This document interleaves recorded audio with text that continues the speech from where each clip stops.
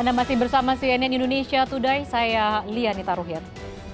Pemerintah resmi mencabut daftar 14 negara yang dilarang masuk ke Indonesia karena penyebaran varian Omicron. Ini artinya pemerintah membuka pintu masuk kedatangan internasional bagi seluruh negara meski kasus COVID-19 sedang meningkat di Indonesia dan di berbagai belahan dunia. Selain itu, pemerintah juga telah memangkas durasi karantina kedatangan dari luar negeri menjadi 7 hari. Kita sudah terhubung dengan Putih Vanfudi di Bandara Internasional Soekarno-Hatta, Tangerang, Banten. Bagaimana situasi bandara pasca keputusan pemerintah membuka pintu masuk kedatangan internasional bagi seluruh negara, Putih? Baik Lia dan juga pemirsa, selamat pagi. Memang saat ini di Terminal 2 kedatangan internasional Bandara Internasional Soekarno-Hatta sudah ada beberapa perjalanan atau kedatangan dari luar negeri yang berlangsung tadi. Kami pantau memang untuk proses screeningnya berjalan cukup landai, tidak menimbulkan penumpukan atau antrian yang cukup berarti.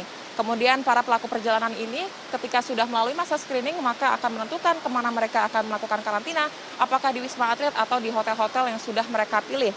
Memang pada hari ini berdasarkan data yang kami peroleh dari pihak Bandara Soekarno-Hatta sendiri, ada sekitar 16 perjalanan dari luar negeri yang datang ke Indonesia dengan total lebih dari 2.000 pelaku perjalanan luar negeri, dan 500 diantaranya ini ialah warga negara asing atau WNA. Memang pada saat ini pemerintah sudah mencabut larangan 14 negara yang masuk ke Indonesia sejak tanggal 12 Januari lalu, sehingga memang sudah banyak warga negara asing atau negara yang masuk ke Indonesia ini dan sudah dapat menjalankan karantina selama 7 hari di tempat karantina yang mereka pilih masing-masing.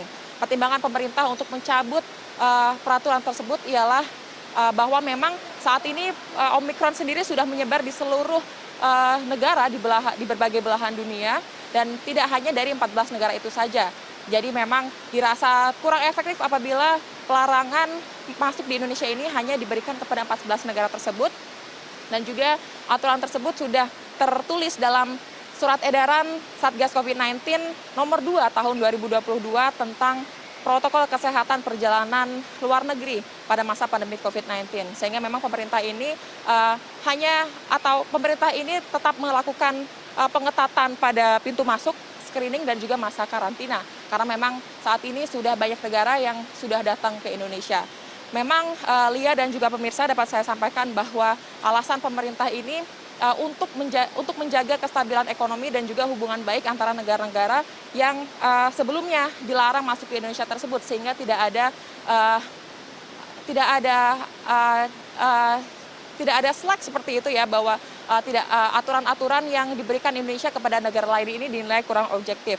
Dan selaras dengan apa yang dikatakan epidemiolog dari Universitas Griffith Australia, yaitu Diki Budiman, tadi pagi saya sempat melakukan bincang-bincang seperti itu, bahwa memang apa yang dilakukan negara Indonesia ini sudah tepat untuk mencabut larangan 14 negara yang masuk ke Indonesia. Bahwa saat ini virus Omicron sudah menyebar di 150 negara, sehingga yang menjadi PR besar bagi Indonesia adalah bagaimana pengetatan proses screening dan juga masa karantina di Indonesia sendiri untuk mencegah adanya penularan virus Omicron dan juga COVID-19 di Indonesia supaya tidak menyebar ke seluruh kota-kota lainnya di luar Pulau Jawa. Dan apa yang dilakukan oleh Satgas COVID-19 saat ini adalah pemerintah berfokus pada upaya untuk deteksi dini dan juga untuk pencegahan mitigasi resiko yang lebih kuat.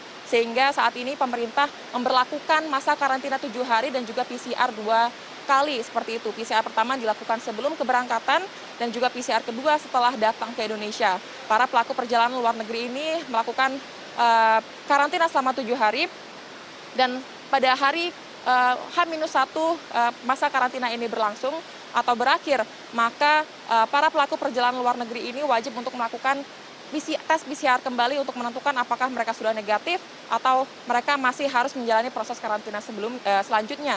Jika memang mereka sudah terdeteksi atau sudah terkonfirmasi negatif, maka mereka sudah bisa kembali melakukan perjalanan atau melakukan aktivitas di Indonesia. Memang pada saat ini berdasarkan keputusan pemerintah untuk mengurangi atau memangkas masa karantina dari mulai 14 hari menjadi 7 hari ini adalah bahwa virus Omicron itu berinkubasi selama 3 sampai 6 hari, sehingga masa 7 hari tersebut dirasa sudah cukup untuk dapat menyaring para pelaku perjalanan yang sedang karantina ini, apakah mereka harus isolasi lagi atau sudah bisa untuk melakukan perjalanan.